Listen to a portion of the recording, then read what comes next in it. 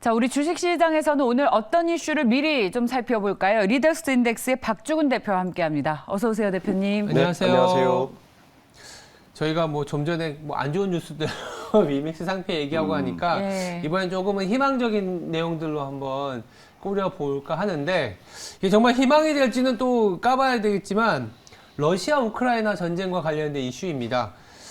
일단 비공개 협상이라는 부분들이 좀 걸림돌이 있긴 하겠지만 비공개 협상을 하겠다라는 부분들은 당연히 재건주부터 시작해서 최근에 조금 확산되고 있거든요. 러우 전쟁이 종식됐을 때 어디에 더 투자에 대한 아이디어를 가져갈지 대표님이 보실 땐 또 어떤 섹터에 또 유독 봐야 되는지 좀 부탁드립니다.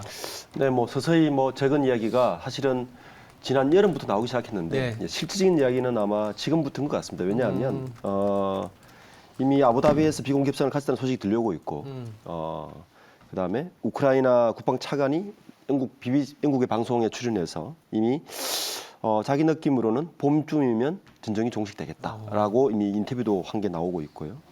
자, 이렇게 되면 재건주가 이제 본격적으로 나오는 이야기인데 재건주 중에 뭘 제일 먼저 봐야 될까? 전기입니다. 전기. 네.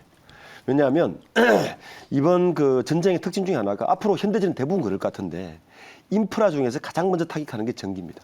네. 전기를 타격해야만이 여러 가지를 장악할 수 있기 때문에 이번 러시아에서도 주 타격 장소가 전기 발전소였고요.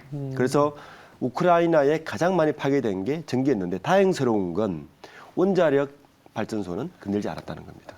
정말 다행이죠. 예, 정말 다행이죠. 그래서 발전소의 3분의 1이 사실은 다 파괴가 됐어요. 원자력 발전소 빼고. 거기에다가 전기에 들어가는 배선부터 시작해서 이런 것들이 아마 재건이 시작되면 가장 첫 번째 재건되는 게 바로 전기 시설일 거예요. 전기 인프라인데. 그래서 섹터 중에서 저는 전기 섹터를 우선 보는 거. 그러니까 전기를 재건할 수 있는 섹터들이 있거든요. 뭐 발전소는 좀 이따 짓더라도 네. 당장 선을 연결해야 되고 송배전 시스템. 송배전 시설도 네. 들어가야 되고 이런 기업들이 우선 이제 눈에 띄는데 국내 기업 중에서는 뭐 SY라든지 서암기계공업이라든지 뭐 그래서 아마 이런 기업들이 눈에 뜰 거고 그 다음에는 이제 그 재건 중에서도 토목이 또 뜨겠죠. 토목. 삼부토금 같은 게 이제 그래서 아마 계속 입 오르내리고 있는데 재건주 중에서 우선 눈여겨봐야 될 건 전기 섹터 그리고 토목 섹터 그리고 거기에 모든 기업이 들어갈 수는 없지 않습니까? 요 재건에 들어가는 많은 자금이 EU하고 미국에서 들어갈 건데 그렇죠. 예, 여기에 연관돼 있는 기업 우선 봐야 되고 우리 정부에서도 아마 재건에는 꽤 많은 투자나 들어갈 것 같은데 정부와 이런 부분에서 우선 좀 정부와 우호적인 기업들을 좀 섹터 중에서 보는 것이 투자의 좀 방향성을 잡는 데 도움이 될 것 같습니다. 그 전기 섹터 말씀하셨는데 제가 주말에 뉴욕타임스 주말판을 봤더니 예. 월드 섹터에 어떤 그림이 있었냐면 러시아에서 깜깜한 수술방에서 겨우겨우 수술을 하는 의사의 모습이 나왔어요. 그러니까 지금 전기가 안 들어와서 가장 중요한 사람의 목숨을 지켜야 하는 수술방조차도 불이 꺼져 있다. 네. 이 문제가 가장 네, 심각하다라고 맞습니다. 외신에서도 지적을 하는 모습을 보면서 저도 이 슬픈 소식을 보면서 투자 아이디어로 연결을 시키는 것이 또 우리의 숙명 아니겠습니까? 네. 그런 생각을 했는데 전기 섹터에서 그래서 주목해야 네. 한다라는 말씀 연결해서 생각해 볼 수 있을 것 같습니다. 구체적으로 좀 어떤 종목에 어떻게 투자를 해야 하는지도 우리가 고민을 해봐야 할 것 같은데 지금까지는 우크라이나 재건 섹터들은 단순 테마에 좀 그치지 않았습니까? 그만큼 변동성도 컸고요. 이런 점까지 고려를 해야 할 텐데 현명하게 전략을 세우고 투자한다면 어떤 방법이 있을까요? 제가 방금 잠깐 말씀드렸듯이 그 전기를 전부처럼 보면 되지 않고 송배전 시설, 변압기, 뭐 이런 것들이거든요. 주로 파괴되는 게. 그리고 이 발전소 섹터는 조금 거리를 두고 봐야 될 것 같아요. 거기는 우리가 바로 들어가기에는 굉장히 좀 거리가 있을 것이고 아마 지금 시급한 것이 송배전 시설, 변압기 쪽이기 때문에 그와 관련된 기업들을 우선적으로 보는 게 우선 이 투자의 가이드를 잡는데 좀 더 현명할 수 있을 것 같습니다. 예. 사실 변압기 관련해서 저희 이 제아이 고수에서도 재룡전기라는 기업을 하나 소개시켜 드린 적이 있었거든요. 네. 비단 이제 EU 그리고 우크라이나 재건과 관련된 것도 있지만 이 양수 겸장이라고 하나요? 원래 있었던 미국 쪽에서의 송배전 시스템이 미국도 낙후돼 있기 때문에 네. IRA 법안으로 인해서 변압기와 관련된 이 수주나 모멘텀은 사실 미국에서 먼저 출발했어요. 네, 네. 근데 그런 상황에서 이제 또 우크라이나까지 플러스 알파가 되는 거라서 말씀하신 것처럼 발전소나 이런 부분은 우리가 수주를 받아야 되고 네. 그 안에서 또 시간이 많이 걸리기 때문에 먼저 소위 말해서 치고 들어간다 그러면 변압기 쪽은 뭐 당연히 플러스 알파적인 측면을 보면 괜찮을 거라는 생각도 듭니다. 네. 자, 저희가 또 변압기 관련 이슈를 미리 좀 다뤄본 바 있었죠. 네, 맞아요. 예, 시장에서 주목을 많이 하고 있는 섹터 중 하나였습니다. 그렇다면 이 정도로 마무리를 하고 다음 이슈로 넘어가겠습니다. 주말 동안에 저는 TV 산업에 종사하잖아요. 네. 주말은 쉬느라 TV를 안 봅니다. 이런 저조차도 채널을 돌리게 했던 재벌집 막내 아들.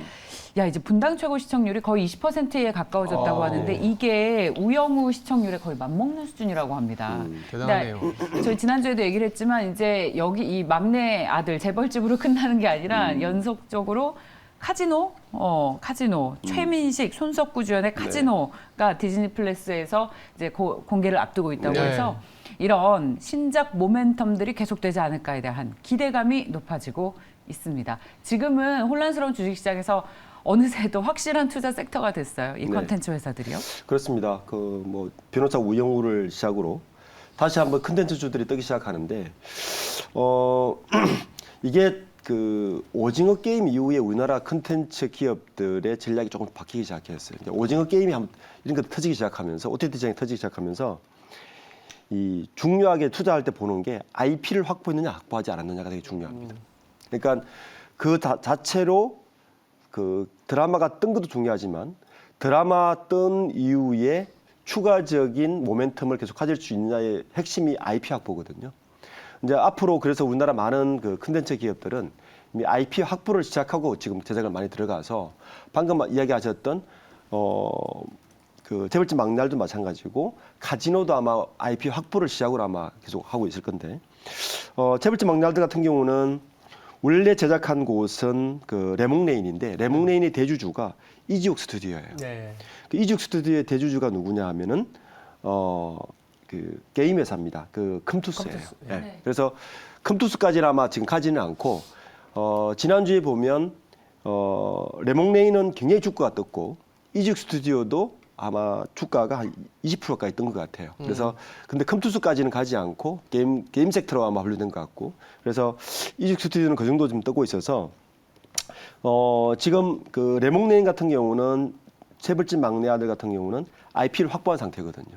그러니까 추가 모멘텀이 발생할 수 있다고 지금 기대가 되고 반면에 변호사 우영우 같은 경우는 그 테마주로 확 뜨고 나서 갑자기 또 사라졌거든요. 그러니까 추가 섹터, 추가 2차적인 매출이 발생하지 않느냐가 이 섹터를 볼 때는 되게 중요한 섹터거든요.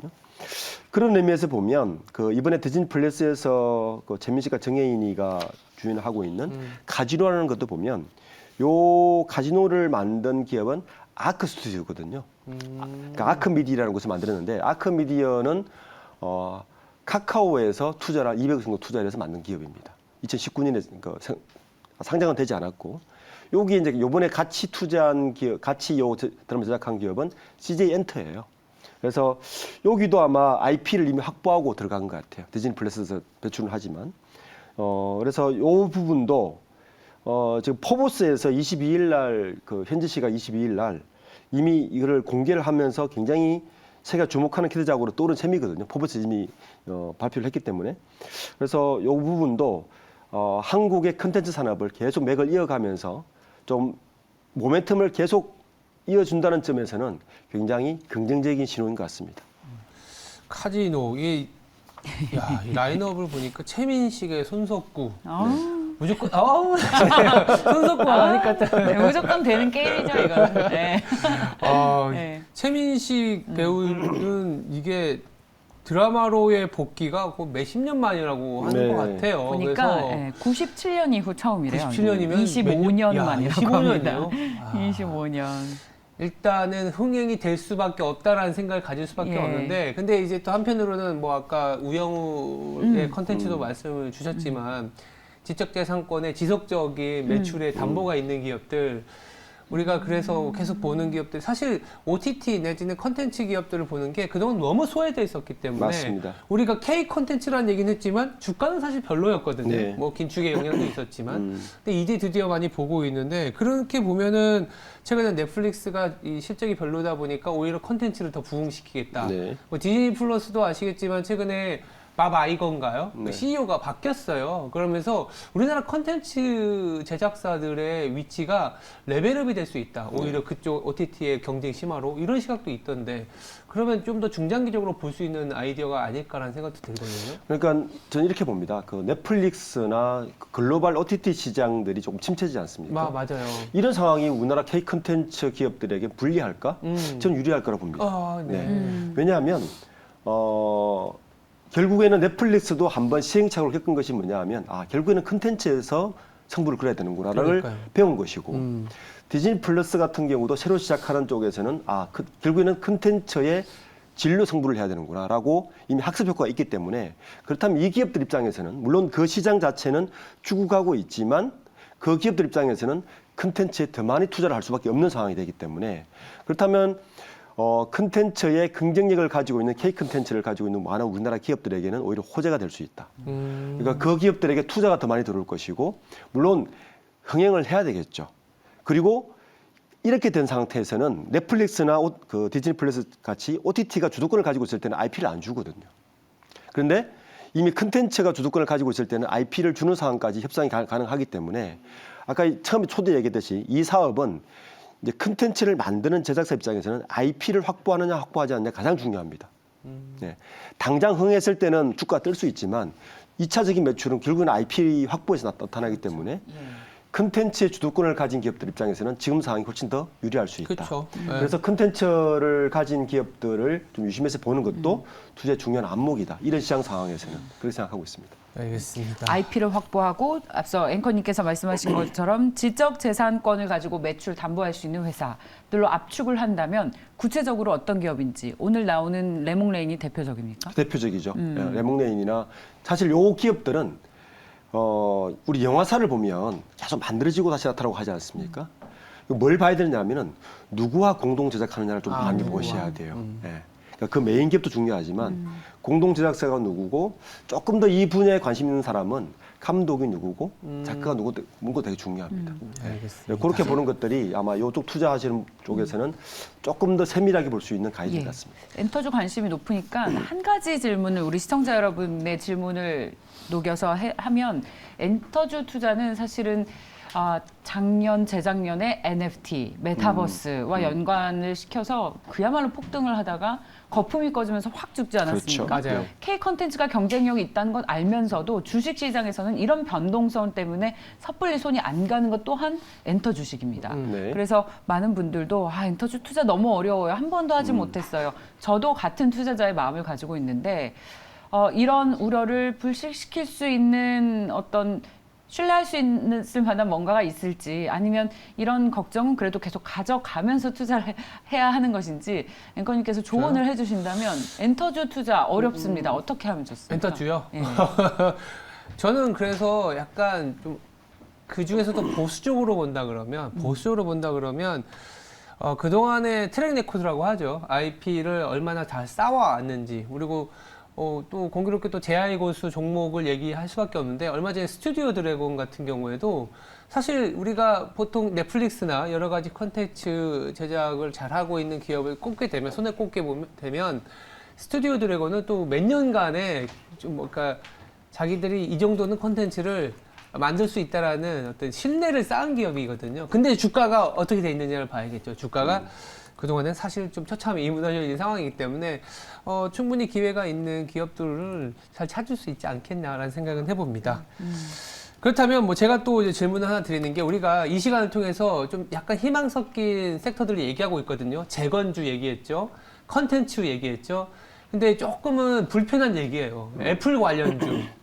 왜냐하면 주말 동안에 중국에서의 이슈가 이게 어떻게 확산될지 모르겠는데 아이폰 14 생산 차질 얘기가 나오더라고요. 그래서 모건 스탠리에서는 뭐 올해 아예 아이폰 14 출하 안 될 수도 있다라고까지 전망이 나오다 보니까 이 우리나라의 어떤 하나의 테마, 한 축이 또 아이폰과 관련된 종목들이 많지 않습니까? 이게 또 피해와 수혜가 엇갈릴 것 같은데 어떻게 바라봐야 될지 궁금해요. 네, 그렇습니다. 제가 지난주에 그 시애틀에 사는 제 친구를 한국에 잠깐 방문해서 만났는데 저는 아이폰 14를 미리 구했는데 아직 못 구했다고. 미국에서요. 사고 싶어도. 온라인 주문을 했는데 40일을 대기해야 된다고. 지금 미국 블랙 현지 프라이데이가 곧이잖아요. 지금 하고 시즌이거든요. 있죠, 예. 지금 전혀 구하지 못하고 사실은 그 아이폰이 늘 그 10월, 9월에 출시하는 이유가 이 블랙 프라이데이 그러니까 이 땡스기빙 주간을 위해서 출시하는 거거든요. 그렇게 맞추는 건데도 물량을 수급이 못해서 그 친구가 근무하는 곳이 AT&T예요. 그런데도 못 구했답니다. 그래요. 그러니까 얼만큼 미국에서 이 아이폰이 수급이 딸리고 있다는 게 나타나고 있고 실제로 보면 모건 스탠리가 그 보도한 걸 보면 폭스콘 공장에 전 세계 아이폰 70%를 생산하고 있거든요. 그 중에서 중국 공장에 그 최신 아이폰 14의 경우에는 80%를 폭스콘에서 만들고 있는데 지금 광저우 공장에서 노사분규 일종의 나서 지금 3만 명 이상이 나가면서 뭐 생산 차질이 지금 불가피한 상태고 정상화하는데 상당히 오랜 시간이 걸린다는 이야기입니다. 근데 잘 보시면 아이폰은 가장 최고 매출이 4분기 그리고 아이폰의 비수기는 1분기거든요. 그런데 이 4분기를 지금 망쳤다는 이야기예요. 그래서 그렇다면 뭐 애플은 애플대로 좀 주가가 떨어진 상태인데 국내 기업은 누가 걸릴까? 역시 LG노텍이죠. LG노텍, 네. 그리고 BH BH. 그리고 삼성전기가 아마 영향을 받을 수 있을 것 같습니다. 아마 그 이 정도 물량이 빠진다면 분명히 4분기, 1분기 매출은 많이 빠질 거라고 예상이 되고 있습니다. 그렇죠. 아이폰 14를 사고 싶어서 사려고 했는데 내년 초에 산다? 좀 있으면 또 신모델이 나오기 때문에 그 신모델을 아예 사지 하면서 버티는 사람도 있어서. 그래서 이런 부분에 보면 갤럭시가 1분기에 보통 출시를 하지 않습니까? 반사이익을 좀 볼 수 있다. 갤럭시로. 네, 볼 수 있다. 그런 부분도 좀 생각해 보는 게. 네. 아이폰 유저시죠? 네. 저도 아이폰 유저. 예. 갤럭시 사시겠습니까? 뭐 바꾼 지 얼마 안 돼서. 네. 아니 근데 이제 네. 교체를 해야 되는데 막상 우리가 이제 원래 있었지만 신규 제품이 나와서 바꾸는 어떤 이 마음의 동요하고 기술적으로 바꿔야 되는 상황인 사람들의 수요는 좀 그래도 수혜를 볼 수는 있지 않을까라는 조심스러운 생각도 있긴 있네요. 이 아이폰 출시가 안 된다. 그러면 수혜를 보는 기업은 그렇다면 도대체 어디입니까? 갤럭시 관련. 갤럭시밖에 없는 거 사실은 지금 대안으로는. 왜냐하면 하이엔드급 핸드폰은 거기밖에 없기 때문에. 그렇죠. 보통 하이엔드. 1분기에 세스 끝나고 나서 저 스페인에서 열리는 보통 그 삼성 S가 나오지 않습니까? 이제 그런까지 아마 갈 것 같다. 지금 정도 상태면 아이폰의 수급 물량은 그때까지 인양을 받을 것 같다라는 게 예상입니다. 이 아이디어는 좀 조심스러운 네. 것 같습니다. 그래서 그야말로 그런 논리적으로 그렇게 언뜻 생각할 수는 있지만 실제로 아이폰을 쓰는 분들이 아이폰 출시 안 된다고 갤럭시로 갈아탈까에 대해서는 이미 아이폰에 쌓은 그동안 많은 데이터베이스들이 개인의 그런 것들 때문에 휴대폰을 계속 이어가고 있는 거기 때문에 그렇습니다. 그런 부분이 있죠. 그러니까 아이폰이 지금 14고 갤럭시도 그 정도 버전이 10을 넘지 않습니까? 그렇다면 이미 그 유저들은 락인 효과가 굉장히 크기 때문에 바로 넘어가지는 않을 거고 수급이 그 정도까지 떨어지려고 그러면 굉장히 악화된 상태일 겁니다. 그렇다면 피해주는 확실히 있는 겁니까? 그렇죠. 지금 방금 말씀하신 제가 삼성전기라든지 뭐 BH, LG노텍 같은 경우는 직접적인 타격을 받는 거죠. 출하량 자체가 줄고 있기 때문에 지금 타격을 받을 수밖에 없을 것 같습니다. 네, 여기까지 듣고 마무리 지을까요? 자, 좋습니다. 아이폰 14가 출시되지 않을 수 있다. 그래서 머스크가 한마디 거들어서 자기가 만들겠다고. 본인이 직접 스마트폰을 만들겠다는. 빌런이 돼가고 있습니다. 아우, 빌런이라니. 테슬라의 주주로서 지켜주시죠, 우리. 알겠습니다. 머스크 형님. 자, 오늘 주식시장에 영향을 미치는 이슈들을 살펴봤습니다. 리더스 인데스의 박주근 대표와 함께했습니다. 고맙습니다. 감사합니다.